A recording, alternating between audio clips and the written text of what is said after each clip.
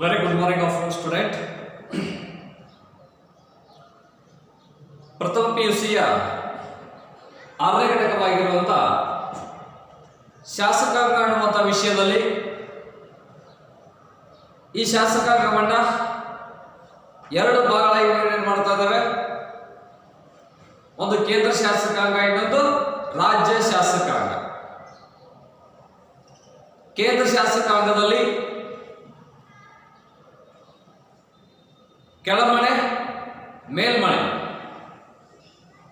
ಸಂಸತ್ತಿನ ಎರಡು ಸದನಗಳಾಗಿರುವಂತಹ ಲೋಕಸಭೆ ಮತ್ತು ರಾಜ್ಯಸಭೆಯ ರಚನೆ ಮತ್ತು ಅಧಿಕಾರ ಕಾರ್ಯಗಳನ್ನು ನಾವು ಈಗಾಗಲೇ ಒಂದು ಹಿಂದಿನ ಅವಧಿಯಲ್ಲಿ ನಾವು ನೋಡಿದ್ದೇವೆ.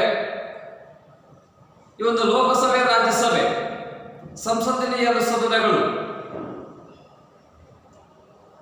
ಇವುಗಳ ರಚನೆ ಮತ್ತು ಅಧಿಕಾರ ಕಾರ್ಯಗಳನ್ನ ರಚನೆಯನ್ನು 5 ಮಾರ್ಕ್ಸ್ ಕೇಳಿದ್ದೆ, ಆದರೆ ಅಧಿಕಾರ ಕಾರ್ಯಗಳು ಕೂಡ 5 ಮಾರ್ಕ್ಸ್ ಕೇಳ್ತಾರೆ. ಅದಕ್ಕೆ ಇದು ನಮ್ಮ ಪರೀಕ್ಷೆಗೆ ಬಹಳಷ್ಟು ಇಂಪಾರ್ಟೆಂಟ್ ಅಂತ ಇಲ್ಲಿ ಹೇಳ್ಬೋದು. ಇಂಥ ಲೋಕಸಭೆಯ ಅಧಿವೇಶನದ ನೇತೃತ್ವವನ್ನ ಸ್ಪೀಕರ್ ಆಗಿರುವಂತಹ ಓಂ ಬಿರ್ಲಾ ಅವರು ಕೂಡ ಇಲ್ಲಿ ನಿರ್ವಹಿಸಿಕೊಂಡು ಹೋಗ್ತಾ ಇದ್ದಾರೆ. ಇದಕ್ಕಿಂತ ಪೂರ್ವದಲ್ಲಿ ಕೂಡ ಸಾಕಷ್ಟು ಜನ ಆಗಿದ್ದಾರೆ. ಪ್ರಥಮ ಲೋಕಸಭೆ ಸ್ಪೀಕರ್ ಆಗಿರುವಂತಹ ಜಿ.ವಿ. ಮಾವಳಂಕರ್ ಓಂ ಬಿರ್ಲಾ ಅವರಿಗಿಂತ ಪೂರ್ವದಲ್ಲಿರುವಂತಹ ವ್ಯಕ್ತಿಗಳು ತೆಗೆದುಕೊಂಡಿದ್ದಾರೆ. ಭಾರತದ 2ನೆಯ ಮಹಿಳಾ ಲೋಕಸಭಾ ಸ್ಪೀಕರ್ ಸುಮಿತ್ರಾ ಮಹಾಜನ್, ಭಾರತದ ಮೊದಲ ಮಹಿಳಾ ಲೋಕಸಭಾ ಸ್ಪೀಕರ್ ಮೀರಾ ಕುಮಾರಿ, ಇವರ ನೇತೃತ್ವದಲ್ಲಿ ಅಧಿವೇಶನಗಳು ಈಗಾಗಲೇ ಆಗಿ ಹೋಗಿದ್ದಾವೆ. ಇವರ ಅನುಪಸ್ಥಿತಿಯಲ್ಲಿ ಲೋಕಸಭೆಯ ಎಲ್ಲ ಕಾರ್ಯಕಲಾಪಗಳನ್ನು ನಡೆಸಿಕೊಂಡು ಹೋಗಲಿಕ್ಕೆ ಒಬ್ಬ ಉಪಸಭಾಧ್ಯಕ್ಷರನ್ನ ವೈಸ್ ಸ್ಪೀಕರ್ ಅವರೇ ಎಂ ತಮ್ಮಿದೊರೆ ಅವರು ಇವತ್ತು ಪ್ರಸ್ತುತ ಇದರ ಒಂದು ಸೇವೆಯನ್ನ ನಡೆಸಿಕೊಂಡು ಹೋಗ್ತಾ ಇದ್ದಾರೆ. ಅವರೇ ಸ್ಪೀಕರ್ ಅವರ ಅನುಪಸ್ಥಿತಿಯಲ್ಲಿ ಸಭೆಯ ಕಾರ್ಯಕಲಾಪಗಳನ್ನ ನಿರ್ವಹಿಸಿಕೊಂಡು ಹೋಗ್ತಾ ಇದ್ದಾರೆ. ರಾಜ್ಯಸಭೆಯ ಚೇರ್ಮನ್ ಆಗಿ ಭಾರತದ ಉಪರಾಷ್ಟ್ರಪತಿಗಳಾಗಿರುವಂತಹ ವೆಂಕಯ್ಯ ನಾಯ್ಡು ಅವರು ಕೂಡ ಇವತ್ತು ರಾಜ್ಯಸಭೆಯ ಸಭಾಧ್ಯಕ್ಷರಾಗಿ ಹಾಗೂ ಭಾರತದ ಉಪರಾಷ್ಟ್ರಪತಿಗಳಾಗಿ ಸೇವೆಯನ್ನ ಸಲ್ಲಿಸ್ತಾ ಇದ್ದಾರೆ. ಇವರ ಅನುಪಸ್ಥಿತಿಯಲ್ಲಿ ರಾಜ್ಯಸಭೆಯ ಡೆಪ್ಯೂಟಿ ಸ್ಪೀಕರ್ ಆಗಿ ಹರಿವಂಶ್ ನಾರಾಯಣ್ ಸಿಂಗ್ ರವರು ತಮ್ಮದೇ ಸೇವೆಯನ್ನ ಅವರು ಕೂಡ ಇಲ್ಲಿ ಒಬ್ಬ ರಾಜ್ಯಸಭೆಯ ಡೆಪ್ಯೂಟಿ ಸ್ಪೀಕರ್ ಆಗಿ ಚೇರ್ಮನ್ ಅವರ ಅನುಪಸ್ಥಿತಿಯಲ್ಲಿ ಸಭೆಯ ಕಾರ್ಯಕಲಾಪಗಳನ್ನು ನಡೆಸಿಕೊಂಡು ಹೋಗುವಂತಹ ಒಂದು ಕಾರ್ಯವನ್ನು ಅವರು ಕೂಡ ಇಲ್ಲಿ ಮಾಡಿದ್ದಾರೆ ಅನ್ನೋದು ನಾವು ಈಗ ನೋಡಿದ್ದೇವೆ. ನಾವು ಇವತ್ತು ಅದೇ ಮಾಡುವಂತಹ ಒಂದು ಪ್ರಮುಖವಾಗಿರುವಂತಹ ಇನ್ನೊಂದು ರಾಜ್ಯ ಶಾಸಕಾಂಗದಲ್ಲಿ ಬರುವಂತಹ ಪ್ರಮುಖವಾಗಿರುವಂತಹ ವಿಷಯ ಅಂತಂದ್ರೆ ಕೇಂದ್ರ ಶಾಸಕಾಂಗದೊಂದಿಗೆ ಇನ್ನೊಂದು ಅಧ್ಯಯನ ಮಾಡುವಂತಹ ಶಾಸಕಾಂಗ ಅಂತ ಅದು ರಾಜ್ಯ ಶಾಸಕಾಂಗ, ಸ್ಟೇಟ್ ಲೆಜಿಸ್ಲೇಷನ್.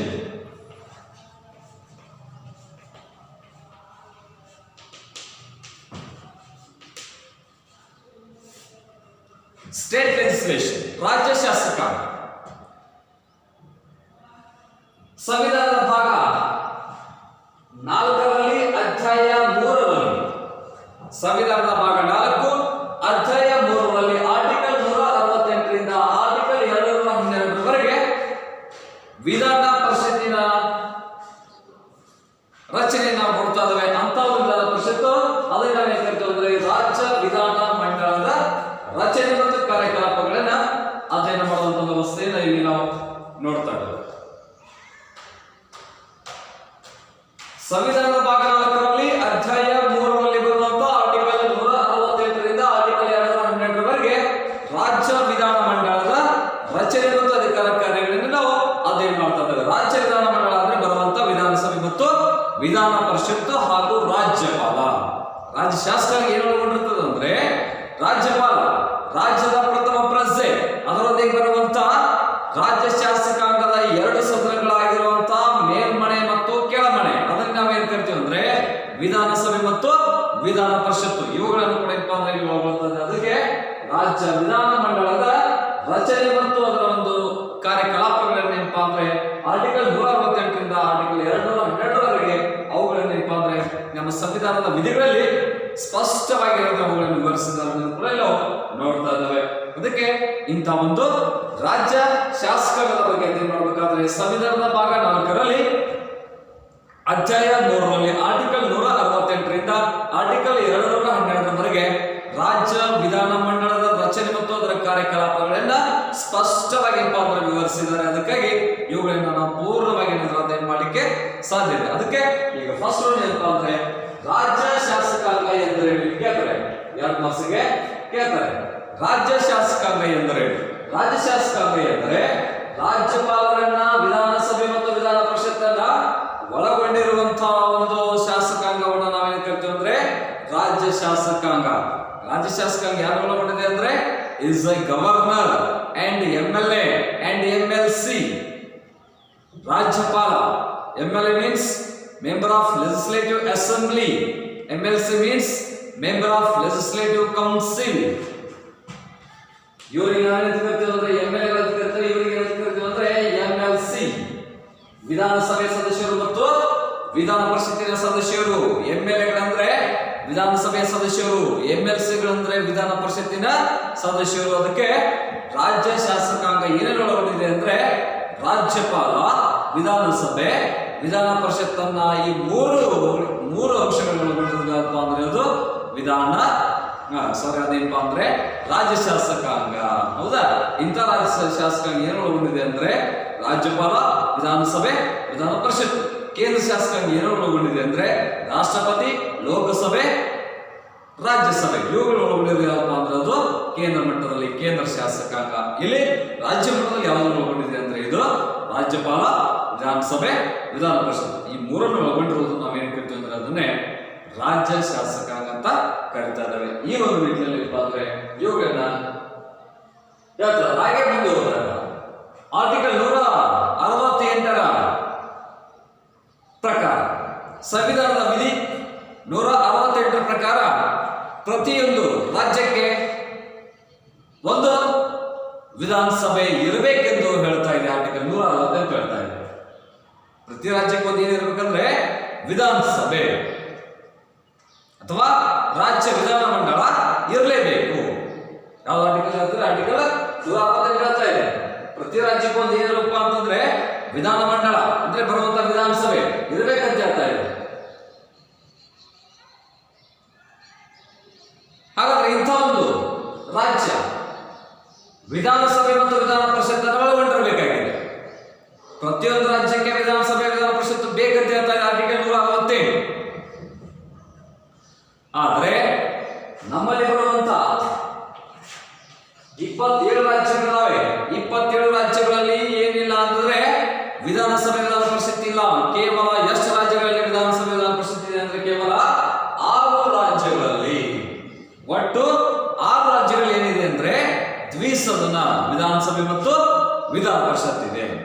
ಆರ್ಟಿಕಲ್ 168 ಹೇಳ್ತಾ ಇದೆ. ಏನ್ ಹೇಳ್ತಾ ಇದೆ ಅಂದ್ರೆ ಪ್ರತಿ ರಾಜ್ಯಕ್ಕೆ ಇರಬೇಕಂದ್ರೆ ವಿಧಾನಸಭೆ, ವಿಧಾನ ಪರಿಷತ್ ಇರಬೇಕಂತ ಹೇಳ್ತಾ ಇದೆ. ಆದ್ರೆ ಆ ಒಂದು ವ್ಯವಸ್ಥೆ ಏನಪ್ಪಾ ಅಂದ್ರೆ ಇಲ್ಲಿ ನಮ್ಮಲ್ಲಿಲ್ಲ. ಕೇವಲ 27 ರಾಜ್ಯಗಳಲ್ಲಿ ಕೇವಲ ಏನಪ್ಪಾ ಅಂದ್ರೆ 6 ರಾಜ್ಯಗಳಲ್ಲಿ ಮಾತ್ರ ಏನಿದೆ ಅಂದ್ರೆ ವಿಧಾನಸಭೆ, ವಿಧಾನ ಪರಿಷತ್ತು. ಆದ್ದರಿಂದ ಇಲ್ಲಿ ಕೇಳ್ತಾರೆ 2 ಮಾರ್ಕ್ಸ್ಗೆ ವಿಧಾನಸಭೆ ಹಾಗೂ ವಿಧಾನ ಪರಿಷತ್ತನ್ನ ಒಳಗೊಂಡಿರುವಂತಹ ಯಾವುದಾದರೂ 2 ರಾಜ್ಯಗಳನ್ನ ಹೆಸರಿಸಿರಿ ಅಂತ ಕೇಳ್ತಾರೆ. ನೋಡ್ರಿ, ರಾಜ್ಯ ಶಾಸಕಾಂಗವನ್ನು ಒಳಗೊಂಡಿರುವಂತಹ ಯಾವುದಾದರೂ 2 ವಿಧಾನಸಭೆಯ ಅಥವಾ ಯಾವುದಾದರೂ 2 ರಾಜ್ಯಗಳನ್ನ ಹೆಸರಿಸಿರಿ. ವಿಧಾನಸಭೆ ಮತ್ತು ವಿಧಾನ ಪರಿಷತ್ತನ್ನು ಒಳಗೊಂಡಿರುವಂತಹ ಯಾವುದಾದರೂ 2 ರಾಜ್ಯಗಳನ್ನ ಹೆಸರಿಸಿರಿ ಅಥವಾ ಬರೆಯಿರಿ ಅಂತ ಹೇಳಿದಾಗ ನೀವು ಏನಪ್ಪಾ ಅಂದ್ರೆ ಪ್ರಮುಖವಾಗಿರುವಂತಹ 6 ರಾಜ್ಯಗಳಿದ್ದಾವೆ. ಆ ರಾಜ್ಯಗಳು ಯಾವಪ್ಪ ಅಂತಾರೆ? First one Bihar, second one Maharashtra, third one Karnataka, fourth one Uttar Pradesh, fifth one Jammu Kashmir, then sixth one ಯಾವಪ್ಪ ಅಂತಂದ್ರೆ ಇಲ್ಲಿ ಬರುವಂತ Andhra Pradesh. First one Andhra Pradesh, second one Bihar, third one Karnataka, fourth one Uttar Pradesh, fifth one Maharashtra, sixth one Jammu Kashmir. ಈ ರಾಜ್ಯಗಳೇನಪ್ಪ ಅಂದ್ರೆ ಈ 2 ಮನೆಗಳನ್ನ ದ್ವಿಸದನಗಳನ್ನು ಒಳಗೊಂಡಿರುವಂತಹ ರಾಜ್ಯಗಳು. ಒಟ್ಟು ಭಾರತದಲ್ಲಿ 6 ರಾಜ್ಯಗಳಿದ್ದಾವೆ. ಆ 6 ರಾಜ್ಯಗಳು ವಿಧಾನಸಭೆ ಮತ್ತು ವಿಧಾನ ಪರಿಷತ್ತನ್ನ ಒಳಗೊಂಡಿದ್ದಾವೆ. ಆದ್ದರಿಂದ ಇವುದನ್ನೇನಪ್ಪ ಅಂತ ಏನ್ ಕೇಳ್ತಾರೆ ಅಂದ್ರೆ 2 ಮಾರ್ಕ್ಸ್ಗೆ ಕೇಳ್ತಾರೆ.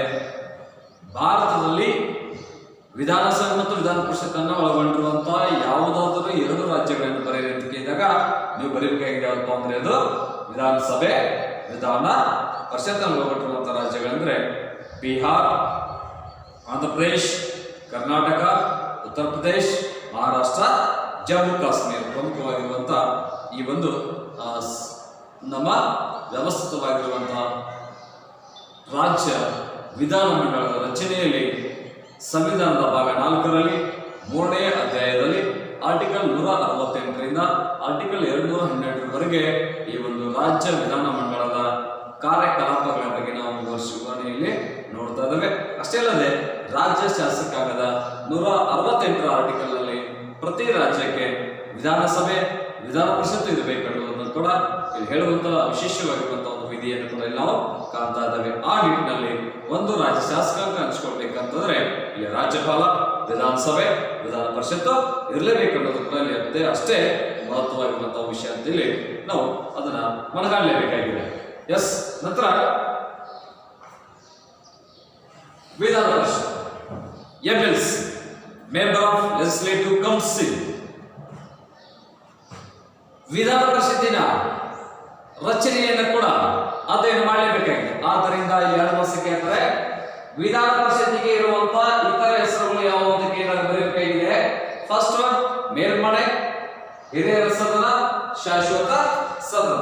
ಆರ್ಟಿಕಲ್ 171 ಹೇಳ್ತಾ ಇದೆ ವಿಧಾನ ಪರಿಷತ್ತಿನ ರಚನೆ ಬಗ್ಗೆ ಹೇಳ್ತಾ ಇದೆ. ಆರ್ಟಿಕಲ್ 171 ಆರ್ಟಿಕಲ್ 171 ಹೇಳ್ತಾ ಇದೆ ಯಾವುದ್ರ ಬಗ್ಗೆ ಹೇಳ್ತಾ ಇದೆ ಅಂದ್ರೆ ವಿಧಾನ ಪರಿಷತ್ತಿನ ರಚನೆ ಮತ್ತು ಅದರ ಅಧಿಕಾರ ಕಾರ್ಯಗಳ ಬಗ್ಗೆ ತಿಳಿಸ್ತಾ ಇದೆ. ಮೆಂಬರ್ ಆಫ್ ಲೆಜಿಸ್ಲೇಟಿವ್ ಕೌನ್ಸಿಲ್ ರಾಜ್ಯ ವಿಧಾನ ಪರಿಷತ್ತಿನ ರಚನೆ ಅಧಿಕಾರ ಕಾರ್ಯಗಳ ಬಗ್ಗೆ ಹೇಳ್ತಾ ಇದೆ ಆರ್ಟಿಕಲ್ 171. ಆದ್ದರಿಂದ ಇಂಥ ವಿಧಾನ ಪರಿಷತ್ತನ್ನ ಏನಂತ ಕರಿತೇವೆ ಅಂದ್ರೆ ನಾವು ಮೇಲ್ಮನೆ, ಹಿರಿಯರ ಸದನ, ಶಾಶ್ವತ ಸದನ ಅಂತ ಕರಿತಾ ಇದ್ದೇವೆ. ಯಾಕಂದ್ರೆ ಹಿರಿಯರ ಸದನ ಅಂತಂದ್ರೆ ಇಲ್ಲೆಲ್ಲ ಏನಪ್ಪಾ ಅಂದ್ರೆ 30 ವರ್ಷ ಮೇಲ್ಪಟ್ಟ ಎಲ್ಲ ಸದಸ್ಯರು ಇರೋದ್ರಿಂದ ಏನ್ ಕರಿತಾರೆ ಅಂದ್ರೆ ಹಿರಿಯ ಸದನ, ಹಿರಿಯರ ಒಂದು ಸದನ ಅಂತ ಕರಿತಾ ಇದ್ದಾರೆ. ಯಾಕೆ ಇದನ್ನು ಶಾಶ್ವತ ಸದನ ಅಂತ ಕರಿತಾರೆ ಅಂದ್ರೆ ಇಲ್ಲಿ ಏನಪ್ಪಾ ಅಂತಂದ್ರೆ ವಿಧಾನ ಪರಿಷತ್ತಿನ ಸದಸ್ಯರ ಅಧಿಕಾರಾವಧಿ 6 ವರ್ಷ ಇರೋದ್ರಿಂದ ಪ್ರತಿ 2 ವರ್ಷಕ್ಕೊಮ್ಮೆ 3ನೇ ಒಂದಷ್ಟು ಅಂದ್ರೆ 25 ಜನ ಸದಸ್ಯರಿಗೆ ಇಲ್ಲಿ ಕೂಡ ಏನಪ್ಪಾ ಅಂದ್ರೆ ಒಳಗಡೆ ಹೋಗ್ತಾ ಇದ್ರೆ ಇನ್ನು 25 ಜನ ಸದಸ್ಯರು ಹೊರಗಡೆ ಹೋಗ್ತಾ ಇದ್ದಾರೆ. ಯಾವ ರೀತಿಯಾಗಿ ನಾವು ರಾಜ್ಯಸಭೆಯ ಒಂದು ರಚನೆ ಮಾಡಿದ್ದೇವಲ್ಲ ಅದೇ ರೀತಿಯಾಗಿರುವಂತಹ ವ್ಯವಸ್ಥೆಯನ್ನು ಕೂಡ ಈ ಒಂದು ನಮ್ಮ ಸಂವಿಧಾನದಲ್ಲಿ ಅದರ ಮೇಲೆ ಅಳವಡಿಕೆಯನ್ನು ಮಾಡಿಕೊಂಡಿದ್ದಾರೆ ಅಂತೇಳಿ ಹೇಳ್ಬೋದು. ಆದ್ದರಿಂದ ಇಲ್ಲಿ ವಿಧಾನ ಪರಿಷತ್ ರಚನೆ ಬಗ್ಗೆ ಬರೆಯ ರೀತಿ ಮಾಡ್ತಾರೆ ಅಂದ್ರೆ ಇಲ್ಲಿ ನಿಮಗೆ ವಿಮರ್ಶೆಗಳನ್ನ ಕೇಳ್ತಾರೆ. ಅದಕ್ಕೆ ಫಸ್ಟ್ ಒನ್ ವಿಧಾನ ಪರಿಷತ್ತಿನ ಸದಸ್ಯರ ಸಂಖ್ಯೆ ಎಷ್ಟು 1 ವರ್ಷ ಕೇಳ್ತಾರೆ. ವಿಧಾನ ಪರಿಷತ್ತಿನ ಸದಸ್ಯರ ಸಂಖ್ಯೆ ಎಷ್ಟು ಅಂತ ಕೇಳಿದಾಗ ನೀವು ಬರೆಯುವಷ್ಟೇ 75 ಮೆಂಬರ್ಸ್ ಇನ್ MLC. ವಿಧಾನ ಪರಿಷತ್ತಿನ ಸದಸ್ಯರ ಸಂಖ್ಯೆ ಒಟ್ಟು ಸದಸ್ಯರ ಸಂಖ್ಯೆ ಎಷ್ಟಪ್ಪ ಅಂತಂದ್ರೆ ಇಲ್ಲಿ 75. ಹಾಗಾದ್ರೆ ಇಂಥ ವಿಧಾನ ಪರಿಷತ್ತಿನ ಸದಸ್ಯರ ಸಂಖ್ಯೆ ಯಾವ ರೀತಿ ಇರಬೇಕಂದ್ರೆ ಅದಕ್ಕೊಂದು ಏನಪ್ಪಾ ಅಂದ್ರೆ ಅಕ್ಯೂಸ್ ಒಂದೇನಂದ್ರೆ ಒಂದು ನಿಯಮ ಇದೆ. ಏನ್ ನಿಯಮ ಇದೆ ಅಂದ್ರೆ ರಾಜ್ಯ ವಿಧಾನ ಪರಿಷತ್ತಿನ ಸದಸ್ಯರ ಸಂಖ್ಯೆ ವಿಧಾನಸಭೆಯ ಸದಸ್ಯರ ಸಂಖ್ಯೆಗಿಂತ ಹೆಚ್ಚಿರಬಾರದು ಮತ್ತು 40 ಸದಸ್ಯರ ಸಂಖ್ಯೆಗಿಂತ ಕಡಿಮೆ ಇರಬಾರದು. 40 members is no low, it's a high, it's not a high MLA members, number of MLA members. ವಿಧಾನಸಭೆ ಸದಸ್ಯರ ಸಂಖ್ಯೆಗಿಂತ ಹೆಚ್ಚಿರಬಾರದು, 40 ಸದಸ್ಯರಿಗಿಂತ ಕಡಿಮೆ ಇರಬಾರದು. ಅದಕ್ಕೆ 40 ಸದಸ್ಯರಿಗಿಂತ ಏನಾದ್ರೆ ಹೆಚ್ಚಿಗಿದೆ. ಎಷ್ಟಿದೆ? 75 ಇದೆ. ವಿಧಾನಸಭೆ ಸದಸ್ಯರ ಸಂಖ್ಯೆ ಎಷ್ಟಿದೆ ಅಂದ್ರೆ 224 ಇದೆ. 224ಕ್ಕಿಂತ ಹೆಚ್ಚಿರಬಾರದು, 40 ಸದಸ್ಯರಿಗಿಂತ ಕಡಿಮೆ ಇರಬಾರದು ಅನ್ನೋದೇ ವಿಧಾನ ಪರಿಷತ್ತಿನ ಒಂದು ಸದಸ್ಯರ ಸಂಖ್ಯೆ ಹೇಳ್ತಾ ಇದೆ. ಆದ್ದರಿಂದ ವಿಧಾನ ಪರಿಷತ್ತಿನ ಸದಸ್ಯರ ಒಟ್ಟು ಸಂಖ್ಯೆ ಎಷ್ಟಂದ್ರೆ 75. ಅದಕ್ಕೊಂದು ನಿಯಮ ಇದೆ. ಏನಿದೆ ಅಂದ್ರೆ ವಿಧಾನಸಭೆ ಸದಸ್ಯರ ಸಂಖ್ಯೆಗಿಂತ ಹೆಚ್ಚಿರಬಾರದು ಮತ್ತು 40 ಸದಸ್ಯರಿಗಿಂತ ಕಡಿಮೆ ಇರಬಾರದು ಅನ್ನೋದು ಕೂಡ ಇಲ್ಲಿ ಇದರ ಒಂದು ರಚನೆಯಲ್ಲಿ ಫಸ್ಟ್ ಪಾಯಿಂಟ್ ಯಾವಪ್ಪ ಅಂದ್ರೆ ವಿಧಾನ ಪರಿಷತ್ತಿನ ಸದಸ್ಯರ ಸಂಖ್ಯೆ. ಹಾಗಾದ್ರೆ ಇವತ್ತು 75 ಜನ ಸದಸ್ಯರನ್ನು ಯಾವ ರೀತಿ ಆಯ್ಕೆ ಮಾಡ್ಕೊಳ್ತಾರೆ, ಯಾವ ಡಿವಿಷನ್ ಆಧಾರದ ಮೇಲೆ ಆಯ್ಕೆ ಮಾಡ್ಕೊಳ್ತಾರೆ ಅನ್ನೋದು ಇಲ್ಲಿ ಫಸ್ಟ್ ಗೆ ನಾವು ನೋಡೋಣ. ಮೊದಲನೇದಾಗಿ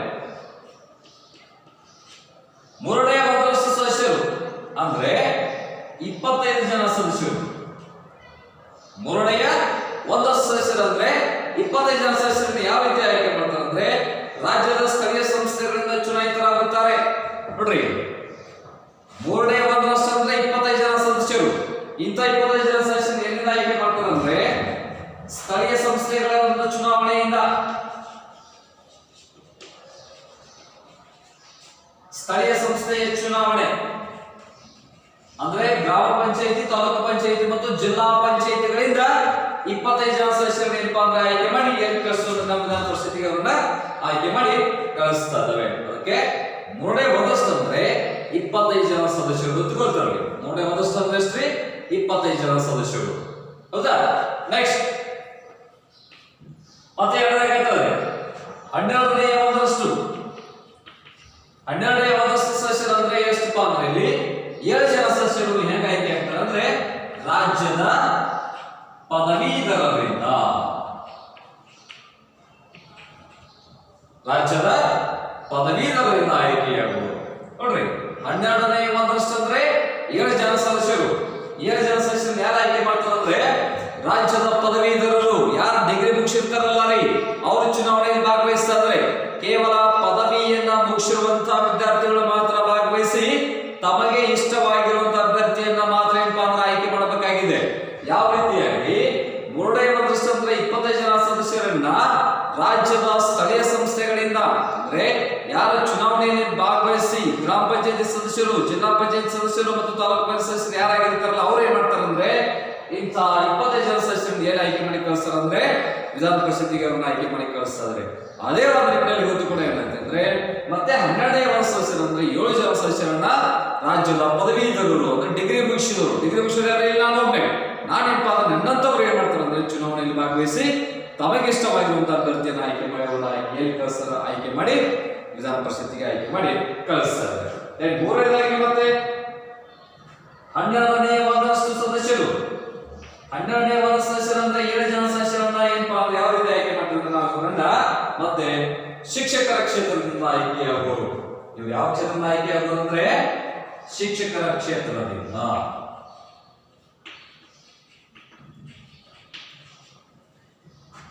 ಯಾರು MA BEd ಅಥವಾ BA BEd ಯಾರು ಮುಗಿಸಿರ್ತಾರಲ್ಲ ಅಂತ ಶಿಕ್ಷಕರು ಏನ್ ಮಾಡ್ತಾರೆ ಚುನಾವಣೆಯಲ್ಲಿ ಭಾಗವಹಿಸಿ ತಮಗೆ ಇಷ್ಟವಾಗಿರುವಂತಹ ಅಭ್ಯರ್ಥಿಗಳನ್ನ ಅಂದ್ರೆ 7 ಜನರ ಆಯ್ಕೆ ಮಾಡಿ ಎಲ್ಲಿ ಕಳಿಸ್ತಾರೆ ಅಂದ್ರೆ ಅವರನ್ನ ವಿಧಾನ ಪರಿಷತ್ತಿಗೆ ಆಯ್ಕೆ ಮಾಡಿ ಕಳಿಸ್ತಾರೆ. ಗೊತ್ತಿರಲಿ, ಇಲ್ಲಿ 7 ಜನರನ್ನ ಪದವೀಧರರು ಏನ್ ಮಾಡಿದಾರೆ ಅಂದ್ರೆ ಎಲೆಕ್ಷನ್ ಭಾಗವಹಿಸಿ ತಮಗೆ ಇಷ್ಟವಾಗಿರುವಂತಹ ಅಭ್ಯರ್ಥಿಯನ್ನು ಆಯ್ಕೆ ಮಾಡಿದ್ರೆ ಇಲ್ಲಿ ಮತ್ತೆ 12ನೇ ಒಂದಷ್ಟು ಅಂದ್ರೆ 7 ಜನ ಸದಸ್ಯರನ್ನ ಯಾರು ಆಯ್ಕೆ ಮಾಡ್ತಾರೆ ಅಂದ್ರೆ ಶಿಕ್ಷಕರ ಕ್ಷೇತ್ರದಿಂದ. ಯಾರು ಶಿಕ್ಷಕರಿದ್ದಾರೆ ಅಂದ್ರೆ ಶಿಕ್ಷಕರ ಒಂದು ಪದವಿಗೆ ಬೇಕಾಗುವಂತಹ MA MAd BA BEd ಇದನ್ನ ಯಾರು ಮುಗಿಸಿರ್ತಾರಲ್ಲ ಅವ್ರು ಏನಪ್ಪಾ ಅಂದ್ರೆ ಇಲ್ಲಿ ಶಿಕ್ಷಕರಾಗಿ ಸೇವೆ ಸಲ್ಲಿಸುವಂತ ಎಲ್ಲಾ ವರ್ಗದವರು ಏನ್ ಮಾಡ್ತಾರೆ ಅಂದ್ರೆ ಇಲ್ಲಿ ಚುನಾವಣೆಯಲ್ಲಿ ಭಾಗವಹಿಸಿ ತಮಗೆ ಬೇಕಾಗಿರುವಂತಹ ಅಭ್ಯರ್ಥಿಗಳನ್ನ ಆಯ್ಕೆ ಮಾಡಿ ಕಳಿಸ್ತಾರೆ. ಇಲ್ಲಿ ಕೇವಲ ಡಿಗ್ರಿ ಮುಗಿಸಿದವರಷ್ಟೇ ಇಲ್ಲಿ ಭಾಗವಹಿಸ್ತಾ ಇದ್ದಾರೆ. ಇಲ್ಲಿ ಏನಿತ್ತಲ್ಲ ಯಾರು ಶಿಕ್ಷಕರಾಗಿ ಸೇವೆ ಸಲ್ಲಿಸ್ತಾರಲ್ಲ ಅವ್ರು ಏನಪ್ಪಾ ಅಂದ್ರೆ ಚುನಾವಣೆಯಲ್ಲಿ ಭಾಗವಹಿಸಿ ತಮಗಿಷ್ಟವಾಗಿರುವಂತಹ 7 ಜನ ಸದಸ್ಯರನ್ನು ಆಯ್ಕೆ ಮಾಡಿ ವಿಧಾನ ಪರಿಷತ್ತಿಗೆ ಕಳಿಸ್ತಾ ಇದ್ದಾರೆ. ನಾಲ್ಕನೇದಾಗಿ ಮತ್ತೆ 3ನೇ ಒಂದಷ್ಟು ಸದಸ್ಯರು. 3ನೇ ಒಂದು ಸದಸ್ಯರು ಅಂದ್ರೆ 25 ಜನ ಸದಸ್ಯರು. ಇವರು ಯಾರಿಂದ ಆಯ್ಕೆ ಆಗ್ತಾರೆ ಅಂದ್ರೆ ರಾಜ್ಯ ವಿಧಾನಸಭೆಯ ಸದಸ್ಯರಿಂದ. ರಾಜ್ಯ ವಿಧಾನಸಭೆಯ ಸದಸ್ಯರಿಂದ ರಾಜ್ಯದ 224 ವಿಧಾನಸಭೆ ಸದಸ್ಯರಿಂದ 25 ಜನ ಸದಸ್ಯರನ್ನ ನಾವು ಆಯ್ಕೆ ಮಾಡಿ ಎಲ್ಲಿ ಕಳಿಸ್ತು ಅಂದ್ರೆ ಅವರನ್ನ ವಿಧಾನ ಪರಿಷತ್ತಿಗೆ ಆಯ್ಕೆ ಮಾಡಿ ಕಳಿಸ್ತಾರೆ. 5ನೇದಾಗಿ 6ನೇ ಒಂದಷ್ಟು ಅಂದ್ರೆ 11 ಜನ ಸದಸ್ಯರನ್ನು ಯಾರು ಆಯ್ಕೆ ಮಾಡ್ತಾರೆ ಅಂದ್ರೆ ರಾಜ್ಯಪಾಲರು. ಯಾರು ಆಯ್ಕೆ ಮಾಡ್ತಾರೆ? ರಾಜ್ಯಪಾಲರು. 6ನೇ ಒಂದಷ್ಟು ಅಂದ್ರೆ 11 ಜನ ಸದಸ್ಯರನ್ನು ಯಾರು ಆಯ್ಕೆ ಮಾಡ್ತಾರೆ ಅಂದ್ರೆ ರಾಜ್ಯಪಾಲರು. ಯಾವ ಆಯ್ಕೆ ಮಾಡ್ತಾರೆ ಅಂದ್ರೆ ಇವರನ್ನ ಕಲೆ, ಸಾಹಿತ್ಯ, ಸಂಗೀತ, ಸಿನಿಮಾ, ಸಮಾಜ ಸೇವೆ, ವಿಜ್ಞಾನ, ತಂತ್ರಜ್ಞಾನದಲ್ಲಿ ಗಣನೀಯ ಸೇವೆಯನ್ನು ಸಲ್ಲಿಸಿದಂತಹ ಸದಸ್ಯರನ್ನ ವಿಧಾನ ಪರಿಷತ್ತಿಗೆ ರಾಜ್ಯಪಾಲರು ಅವಿರೋಧವಾಗಿ ಆಯ್ಕೆ ಮಾಡ್ತಾರೆ. ಗೊತ್ತಿರಲಿ ನಿಮಗೆ.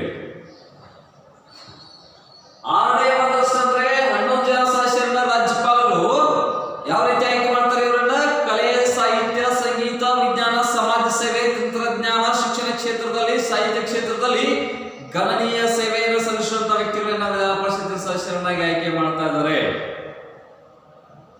ಉದಾಹರಣೆಗಾಗಿ ವಿಧಾನ ಪರಿಷತ್ ಸದಸ್ಯರಾಗಿ ಆಯ್ಕೆಗೊಂಡವರು ಚಿತ್ರನಟಿ ತಾರಾ ಅನುರಾಧ ಅವರು, ಶ್ರುತಿ ಖ್ಯಾತ ಚಲನಚಿತ್ರ ತಾರೆ, ಉಮಾಶ್ರೀ ಅವರು ಖ್ಯಾತ ಚಲನಚಿತ್ರ ತಾರೆ. ಇವತ್ತು ಉಮಾಶ್ರೀ ಅವರು ಕೂಡ ವಿಧಾನ ಪರಿಷತ್ ಸದಸ್ಯರಾಗಿ ರಾಜ್ಯದ ಸಚಿವರಾಗಿ ಕೂಡ ಸೇವೆ ಸಲ್ಲಿಸಿದ್ದಾರೆ.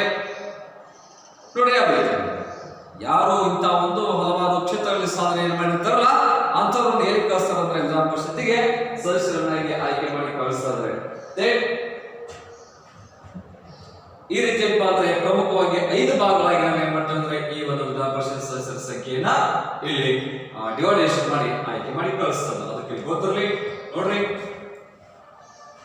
25 ಪ್ಲಸ್ 7, 25 ಪ್ಲಸ್ 7 ಎಷ್ಟೇ 32, 32 ಪ್ಲಸ್ 7 39, 39 ಪ್ಲಸ್ 25 39, 59, 59 ಒಂದು 5 64, 64 ಪ್ಲಸ್ 11, 64 ಪ್ಲಸ್ 11 ಎಷ್ಟೈತ್ರಿ 75.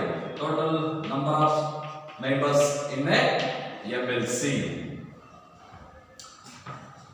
ರಾಜ್ಯ ವಿಧಾನ ಪರಿಷತ್ತಿನ ಒಟ್ಟು ಸದಸ್ಯರ ಸಂಖ್ಯೆ 75. ಈ 75 ಜನ ಸದಸ್ಯರನ್ನ 5 ಭಾಗಗಳಲ್ಲಿ ಇವರನ್ನ ಆಯ್ಕೆ ಮಾಡಿ ಕಳಿಸ್ತಾ ಇದ್ದಾವೆ. ಮೊದಲನೇದಾಗಿ 3ನೇ ಒಂದಷ್ಟು ಅಂದ್ರೆ 25 ಜನ ಸದಸ್ಯರನ್ನ ರಾಜ್ಯದ ಸ್ಥಳೀಯ ಸಂಸ್ಥೆಗಳಿಂದ ಆಯ್ಕೆಗೊಂಡಿರುವಂತಹ ಪಂಚಾಯಿತಿ ಸದಸ್ಯರು ಚುನಾವಣೆಯಲ್ಲಿ ಭಾಗವಹಿಸಿ ತಮಗೆ ಬೇಕಾಗಿರುವಂತಹ ಅಭ್ಯರ್ಥಿಗಳಿಗೆ ಮತವನ್ನು ಹಾಕಿ ಅವರನ್ನ ವಿಧಾನ ಪರಿಷತ್ತಿನ ಸದಸ್ಯರನ್ನಾಗಿ ಆಯ್ಕೆ ಮಾಡಿ ಕಳಿಸ್ತಾ ಇದ್ದಾರೆ.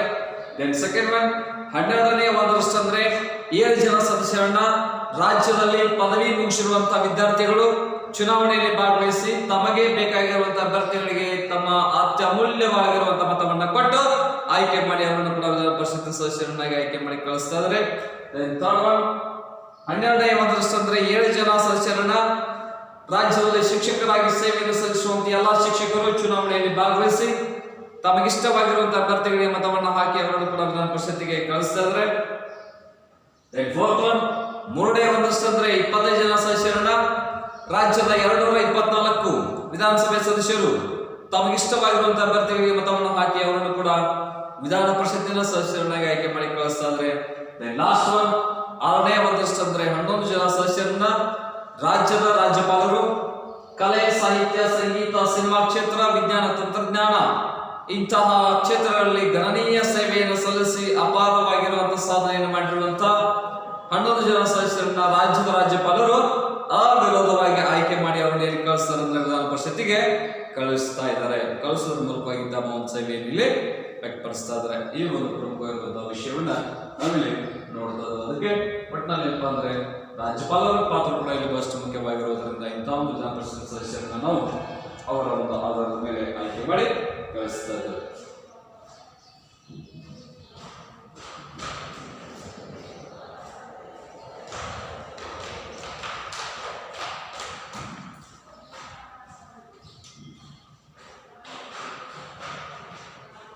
ನೆಕ್ಸ್ಟ್ ವಿಧಾನ ಪರಿಷತ್ ರಚನೆಯಲ್ಲಿ ಇನ್ನೊಂದು ಎರಡನೇ ಒಂದು ಅಂಶ ಅಂತಂದ್ರೆ ಅರ್ಹತೆಗಳು, ಕ್ವಾಲಿಫಿಕೇಶನ್ಸ್. 2ನೇ ಪಾಯಿಂಟ್ ಅರ್ಹತೆಗಳು.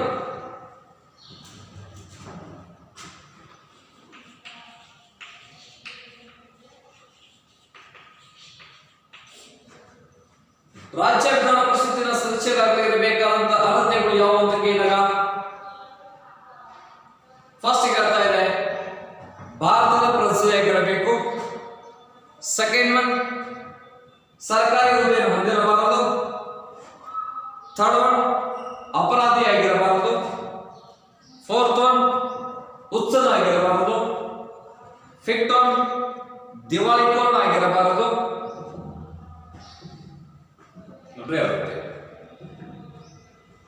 ಪ್ರಮುಖವಾಗಿರುವಂತಹ 5 ಅರ್ಹತೆಗಳನ್ನು ಹೊಂದಿರುವಂತಹ ವ್ಯಕ್ತಿಯನ್ನ ರಾಜ್ಯ ವಿಧಾನ ಪರಿಷತ್ತಿನ ಸದಸ್ಯರನ್ನಾಗಿ ನೇಮಕ ಮಾಡಲಿಕ್ಕೆ ಸಾಧ್ಯ ಇದೆ. ಫಸ್ಟಿಗೆ ಭಾರತದ ಪ್ರಜೆಯಾಗಿರಬೇಕು. ಸೆಕೆಂಡ್ ಒನ್ ಅಪರಾಧಿಯಾಗಿರಬಾರದು. ಥರ್ಡ್ ಒನ್ ಸರ್ಕಾರಿ ಹುದ್ದೆಯನ್ನು ಹೊಂದಿರಬಾರದು. ಫೋರ್ತ್ ಒನ್ ಹುಚ್ಚನಾಗಿರಬಾರದು. ಫಿಫ್ತ್ ಒನ್ ದಿವಾಳಿಕೋರಣ ಆಗಿರಬಾರದು. ಅಂದಾಗ ಮಾತ್ರ ಏನಪ್ಪಾ ಅಂದ್ರೆ ಅವನನ್ನು ನಾವು ರಾಜ್ಯ ವಿಧಾನ ಪರಿಷತ್ ಸದಸ್ಯ ಅಂತ ಆಯ್ಕೆ ಮಾಡಲಿಕ್ಕೆ ಸಾಧ್ಯ ಇದೆ. Third one ಅಧಿಕಾರಗಳು.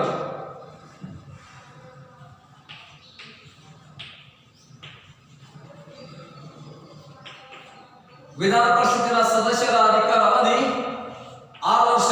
ಗೊತ್ತಿರಲಿ ಕೇಂದ್ರ ಮಾರ್ಕ್ಸ್ಗೆ ವಿಧಾನ ಪರಿಷತ್ತಿನ ಸದಸ್ಯರ ಅಧಿಕಾರಾವಧಿ ಎಷ್ಟು ವರ್ಷ ಅಂತ ಕೇಳಿದಾಗ 6 ವರ್ಷ. ಯಾಕಂದ್ರೆ ಇದನ್ನು ಯಾವ ಸದನ ಅಂತ ಕರಿತೇವೆ ನಾವು? ಶಾಶ್ವತ ಸದನ. ಯಾಕಂದ್ರೆ ಪ್ರತಿ 2 ವರ್ಷಕ್ಕೊಮ್ಮೆ 3ನೇ ವರ್ಷ ಅಂದ್ರೆ 25 ಜನ ಸದಸ್ಯರು ಏನ್ ಮಾಡ್ತಾರೆ ಅಂದ್ರೆ ಇಲ್ಲಿ ಹೊರಗಡೆ ಹೋಗ್ತಾರೆ, ಮತ್ತೆ 25 ಜನ ಸದಸ್ಯರು ಪದದಲ್ಲಿ ಒಳಗಡೆ ಬರ್ತಾರೆ. ಆದ್ದರಿಂದ ಇಲ್ಲಿ 3 ಭಾಗ 2 3 6. ಅದಕ್ಕೆ 2 ವರ್ಷಕ್ಕೊಮ್ಮೆ ಏನಾಗ್ತಾ ಇದೆ ಅಂದ್ರೆ ಇಲ್ಲಿ 25 ಜನ ಏನಪ್ಪಾ ಹೊರಗಡೆ ಹೋಗ್ತಾರೆ, 25 ಜನ ಮತ್ತೆ ಒಳಗಡೆ ಬರ್ತಾ ಇದ್ದಾರೆ. ಈ ಒಂದು ವ್ಯವಸ್ಥೆ ಏನಪ್ಪಾ ಅಂದ್ರೆ ಸರ್ಕಾರ ಇಲ್ಲಿ ಸಂವಿಧಾನಬದ್ಧವಾಗಿ ಆರ್ಟಿಕಲ್ 168 ಪ್ರಕಾರವಾಗಿ ವಿಧಾನ ಪರಿಷತ್ ಸದಸ್ಯರನ್ನು ನಾವು ಆಯ್ಕೆ ಮಾಡಿ ಕಳಿಸ್ತಾ ಇದ್ದೇವೆ. ಅದನ್ನ ರಾಜ್ಯದ ಸ್ಥಳೀಯ ಚುನಾವಣೆಗಳಿಂದಾಗಿ, ರಾಜ್ಯದ ಪದವೀಧರರಿಂದಾಗಿ, ರಾಜ್ಯದ ಶಿಕ್ಷಕರ ಕ್ಷೇತ್ರದಿಂದಾಗಿ, ರಾಜ್ಯದ ವಿಧಾನಸಭೆ ಸದಸ್ಯರಿಂದಾಗಿ, ರಾಜ್ಯದ ರಾಜ್ಯಪಾಲರಿಂದ 11 ಜನ ಸದಸ್ಯರನ್ನು ಕೂಡ ಏನಪ್ಪಾ ಅಂದ್ರೆ ಕಲೆ, ಸಾಹಿತ್ಯ, ಸಂಗೀತ, ವಿಜ್ಞಾನ ಕ್ಷೇತ್ರಗಳಲ್ಲಿ ಗಣನೀಯ ಸೇವೆಯನ್ನು ಸಲ್ಲಿಸುವಂತ ಸದಸ್ಯರನ್ನು ಆಯ್ಕೆ ಮಾಡಿ ವಿಧಾನ ಪರಿಷತ್ ಸದಸ್ಯರನ್ನಾಗಿ ಅವರು ಆಯ್ಕೆ ಮಾಡಿ ಕಳಿಸ್ತಾ ಇದ್ದಾವೆ. ಆ ವಿಧಾನ ಪರಿಷತ್ ಸದಸ್ಯರ ಸಂಖ್ಯೆ 75. ನಂತರ ಎರಡನೇದಾಗಿ ರಚನೆಯಲ್ಲಿ ಅರ್ಹತೆಗಳು: ಭಾರತೀಯ ಪ್ರಜೆಯಾಗಿರಬೇಕು, ಸರ್ಕಾರಿ ಹುದ್ದೆ ಹೊಂದಿರಬಾರದು, ಅಪರಾಧಿಯಾಗಿರಬಾರದು, ದಿವಾಳಿಕೋರನಾಗಿರಬಾರದು ಹಾಗೂ ಹುಚ್ಚನಾಗಿರಬಾರದು. ಅಂದಾಗ ಏನಪ್ಪಾ ಅಂದ್ರೆ ನಮ್ಮ ವಿಧಾನ ಪರಿಷತ್ ಸದಸ್ಯ ಅಂತ ಹೇಳಲಿಕ್ಕೆ ಸಾಧ್ಯ ಇದೆ. ಮೂರನೇದಾಗಿ ರಾಜ್ಯ ವಿಧಾನ ಪರಿಷತ್ತಿನ ಸದಸ್ಯರ ಅಧಿಕಾರಾವಧಿ 6 ವರ್ಷ. ಯಾಕಂದ್ರೆ ಇದು ಶಾಶ್ವತ ಸದನ ಇರೋದ್ರಿಂದ ಇದನ್ನು ವಿಸರ್ಜನೆಗೆ ಬರಂಗಿಲ್ಲ. ಅಷ್ಟೇ ಅಲ್ಲದೆ ಏನಪ್ಪಾ ಅಂದ್ರೆ ಇಲ್ಲಿ ಪ್ರತಿ 2 ವರ್ಷಕ್ಕೊಮ್ಮೆ 25 ಜನ ಇಲ್ಲಿ ಆಯ್ಕೆ ಆಗ್ತಾ ಇದ್ದಾರೆ, ಮತ್ತೆ 25 ಜನ ಇಲ್ಲಿ ಹೊರಗಡೆ ಬರ್ತಾ ಇದ್ದಾರೆ. ಆದ್ದರಿಂದ ಇದನ್ನ ಪ್ರತಿ 2 ವರ್ಷಕ್ಕೊಮ್ಮೆ ಅಂದ್ರೆ 6 ವರ್ಷಗಳೊಳಗೆ ಏನಪ್ಪಾ ಅಂದ್ರೆ ಇಂಥ 75 ಜನ ಸದಸ್ಯರನ್ನ ಇಲ್ಲಿ ಆಯ್ಕೆ ಮಾಡುವಂತ ವ್ಯವಸ್ಥೆಯನ್ನು ಸರ್ಕಾರ ಇಲ್ಲಿ ಕೊಟ್ಟಿದೆ. ಇದಿಷ್ಟು ಏನಪ್ಪಾ ಅಂತಂದ್ರೆ ಈ ಒಂದು 3 ಅಂಶಗಳನ್ನು ನಾವಿಲ್ಲಿ ಈ ರಚನೆಯಲ್ಲಿ ಸದಸ್ಯರ ಸಂಖ್ಯೆ, ಅರ್ಹತೆಗಳು, ಅಧಿಕಾರಾವಧಿ ಇವುಗಳನ್ನ ನೋಡಿದ್ದೇವೆ. ಉಳಿದನ್ನು ಮತ್ತೆ ನಾಳೆ ನೋಡೋಣ. Okay, thank you. One of all.